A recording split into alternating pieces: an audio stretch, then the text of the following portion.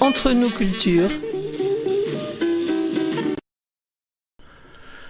L'huître marraine oléron est mondialement connue et reconnue. Aussi, à l'occasion du concours d'écaillés à la Cité de l'Huître, nous avons demandé à Wilfried Tortillon, ostréiculteur à la Tremblade, de nous parler des 4 types d'huîtres dites marraine oléron, dont 2 sont labellisées rouges.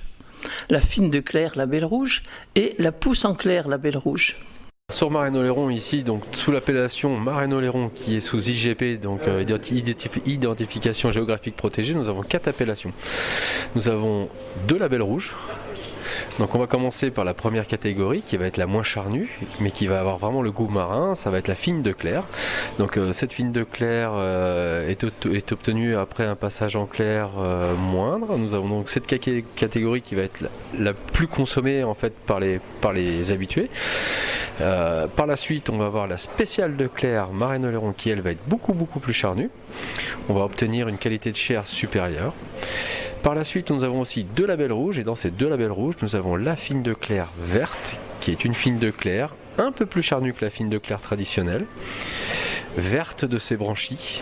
Donc elle va consommer de la navicule bleue qui va verdir ses branchies, qui va lui donner une couleur qui est vraiment formidable sur un plateau ouvert, c'est vraiment très beau. Et au bout de ceci, on a un deuxième label rouge qui est la pousse en clair, qui va être une huître très charnue. Et là, c'est vraiment une spécificité locale marraine oléron. C'est 5 huîtres au maximum au mètre carré pendant un minimum de 4 mois dans les clairs.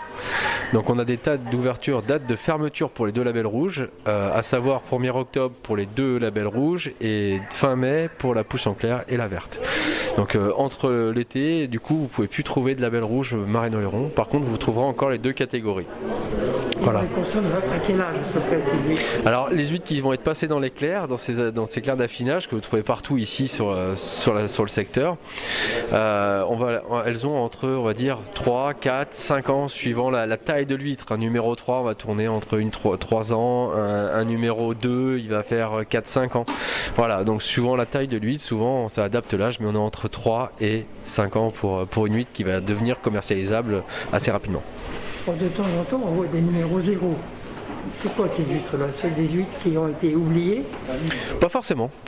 C'est pas forcément des huîtres oubliées. C'est dans la nature humaine ou chez les hommes, on a des génétiques des très grands, des très petits, on a des nains, on a des gens qui sont complètement différents, des gros, des petits. Et ben pour les huîtres, c'est pareil. On ne travaille pas la génétique. Donc forcément, on va avoir des huîtres qui vont mettre beaucoup plus de temps pour arriver à une taille de numéro 3. Par exemple, il va leur falloir 5 ans, mais on va avoir des huîtres en 4-5 ans qui vont devenir des numéros 1 ou 0, des très grosses huîtres. Donc qui vont avoir une croissance très rapide et c'est pour ça donc on a vraiment une diversité, donc c'est à nous de les calibrer par la suite. À la fin, à la même année de naissance, on peut avoir tout simplement au bout de 3 ans du 4, du 3, du 2 et un peu de 1. Donc c'est des proportions souvent qu'on arrive à retrouver facilement, 25, on va dire 10%, 25 et le reste dans le 1 et le voilà. Donc on arrive toujours, et il y en a qui grandiront quasiment jamais, qui resteront à taille 5 quoi. Voilà. Vous n'avez pas parlé de la différence entre huître plate et huître creuse. Alors là, on sort du cas de marraine oléron en fait, parce que l'huître plate à marraine oléron. Alors c'était l'huître emblématique de marraine oléron. Ce qui a fait la renommée de marraine oléron, c'était la plate. Aujourd'hui, la plate, on ne la trouve plus réellement dans le secteur. On a un peu de captage, mais c'est vraiment très petit au niveau de quantité, qui se fait naturellement. Moi, j'en ai un petit peu dans certaines zones en Seudre, mais c'est vraiment infime. Et donc, on n'a plus de marraine oléron. On peut faire de la plate en clair, mais on ne peut plus les appeler marraine oléron. L'huître marraine oléron, c'est une huître creuse, affinée dans les clairs, sur le territoire marraine oléron. Oui, on va se régaler avec les huîtres de marraine oléron. Merci à vous. Je répète encore une fois devant le public, ce n'est pas le couteau qui va dans l'huître, c'est l'huître qui vient au couteau. Résultat des concours des écaillés 2020. À l'épreuve de vitesse, les candidats étudiants avaient 30 huîtres creuses à ouvrir. 6 secondes de pénalité étaient appliquées si le couteau touchait la chair de l'huître.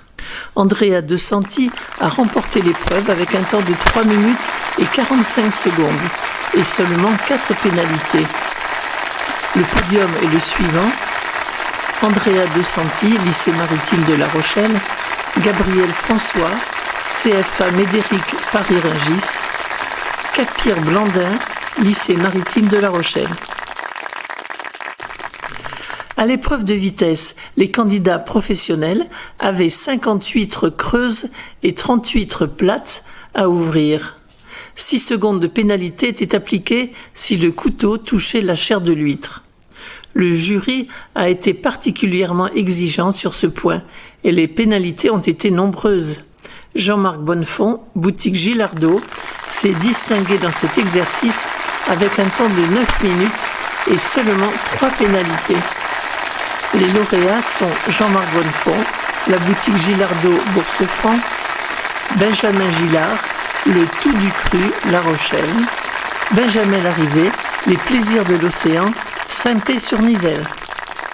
Je répète encore une fois devant le public, ce n'est pas le couteau qui va dans l'huître, c'est l'huître qui vient au couteau. Entre nous culture,